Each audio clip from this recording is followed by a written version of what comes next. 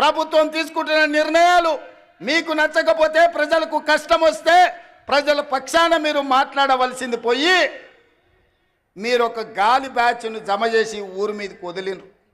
వాళ్ళ మాటలు ఎప్పుడైనా మీరు విన్నారా? చంద్రశేఖరరావు గారు ఏం మాట్లాడుతున్నారో, ఏం చేస్తున్నారో?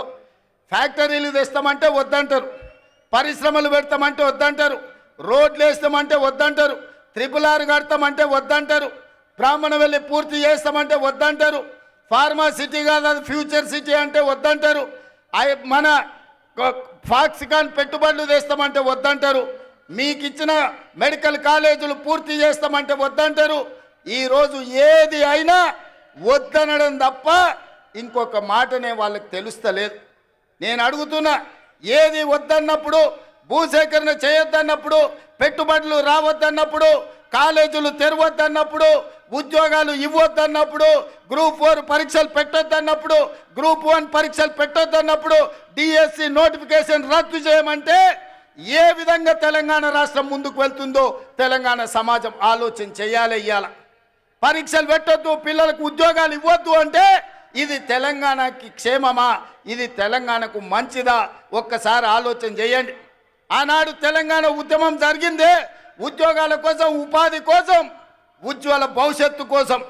నూనూగు మీసాల యువకులు ఉస్మానియా యూనివర్సిటీ, కాకతీయ యూనివర్సిటీలలో తెలంగాణ ఉద్యమాన్ని ఉవ్వెత్తున లేపి ఓ ఈశాన్ రెడ్డి, ఓ వేణుగోపాల్ రెడ్డి, ఓ కానిస్టేబుల్ కిష్టయ్య, ఓ యాదయ్య వీళ్ళందరూ ఆత్మ బలిదానాలు చేసుకొని శ్రీకాంతాచారిని ఆదర్శంగా తీసుకొని వాళ్ళు ప్రాణ త్యాగాలు చేసింది వాళ్ళ భవిష్యత్ తరాల పిల్లలకు ఉద్యోగ ఉపాధి అవకాశాలు రావాలి, వాళ్ళ బతుకులైన బాగుపడాలి అని కదా తెలంగాణ కోసం త్యాగం చేసింది. లేకపోతే 1200 మంది ఆత్మ బలిదానాలు చేసుకున్నది మీ కుటుంబంలో 4 ముఖ్యమంత్రులని, 2 మంత్రులను, లేకపోతే రాజ్యసభ సభ్యులను, ఎమ్మెల్సీలను చేయడానికి పిల్లలందరూ ప్రాణత్యాగం చేసిండ్రా? మీ 4 కోసం మీ పిల్లలు త్యాగం చేసిరా? 4 కోట్ల తెలంగాణ ప్రజల కోసం ప్రాణ త్యాగం చేసిండ్రా? నువ్వు ఒక్కసారి ఆత్మ పరిశీలన చేసుకోండి చంద్రశేఖరరావు గారు.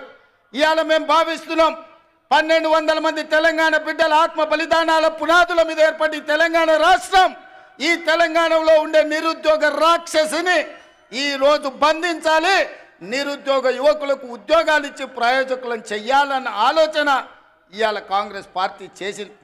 15,000 కానిస్టేబుల్ల ఉద్యోగాలు ఇస్తే నల్గొండలో వేలాది ఉద్యోగాలు వచ్చినాయి.